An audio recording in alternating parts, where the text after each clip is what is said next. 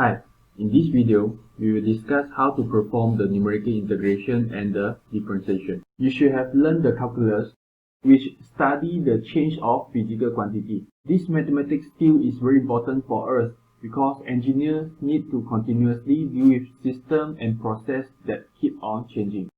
Differentiation and integration are two important mathematical techniques that you should have learned in the calculus. So this is the formula for the differentiation and integration. In this equation, you may notice the delta x in these two equations is approximate to 0. What you have learned in the calculus previously is about the analytical differentiation by using this equation, as well as the analytical integration by using this equation. In this study, you will learn how to perform the differentiation and the integration by using the numerical method. In this study, you will learn how to perform the differentiation and integration by using the numerical method. In the numerical method, the delta x is no longer approximate to 0.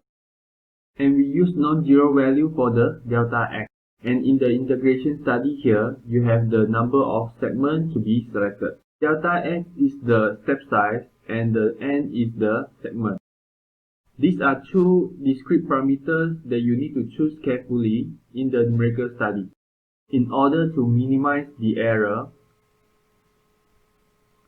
as well as increase the accuracy. Since we are not choosing the delta x to be approximate to 0, therefore, the result that you obtain for the numerical differentiation and numerical integration will be an approximation result. It means it comes with some error, such as the truncation or the round-off error. For example, in this case, you have the yt to be the displacement data here. If the displacement data is provided, then we can perform the differentiation in order to obtain the velocity data. For example, if you want to know what is the velocity at t equal to 5 here, then you need to take the derivative of the yt at t equal to 5 here. So this is the y at t equal to 5. We know that derivative of the y data with respect to time will be always tangent to the path, which is something like this. That is tangent to the path. Then you can find the delta y and delta x corresponding from the graph here in order to estimate the gradient. The gradient delta y divided by delta x here is the velocity data at this point.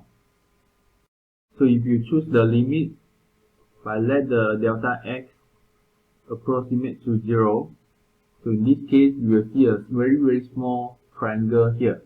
To determine the derivative of the y with respect to time at t equal to 5 here, this is the velocity data that you obtain at t equal to 5.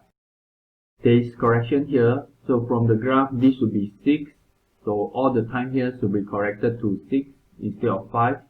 On the other hand, if you have the velocity data here and you want to find the displacement at t equal to 6 here, then you need to integrate from the initial condition, which is t equal to 0, to the desired time that you want to find. So to find the displacement at t equal to 6, then you need to integrate from 0 to 6. If you know the function for the velocity data here, then you can substitute inside this equation. Integrate the velocity, then you should be able to obtain the displacement. So you should know now we are using the gradient information in order to determine the differentiation result. And we are using the area under the curve in order to determine the integration result. We can perform the differentiation and integration by using the analytical strategy or the numerical strategy. You can choose the suitable strategy based on the given data format. If the data is a simple continuous function, such as polynomial, exponential, trigonometric function, and so on, so in this case, it's recommended to use the analytical differentiation or integration. You should have learned how to perform the analytical integration in the calculus class. If the data can be described by a polynomial function like this, so let's say you have a polynomial function like linear, quadratic, and so on. So in this case, we can use the formula to find the integration result, as long as the data can be described by a function.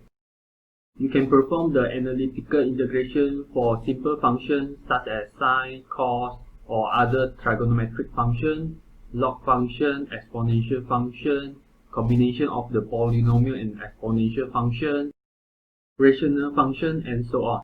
We can solve a complicated continuous function by using the analytical method.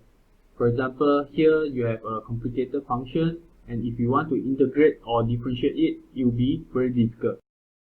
Also, if you have a tabulated function, like this case, where the data is given in terms of discrete point, this kind of data is usually obtained from experimental work or measurement. Since you only have the discrete data instead of a continuous function to represent this data, therefore, we cannot perform analytical method in this case. For these two types of problems, we need to use the numerical method to solve it, instead of the analytical method. So now you should know the advantage of performing the numerical differentiation or the integration.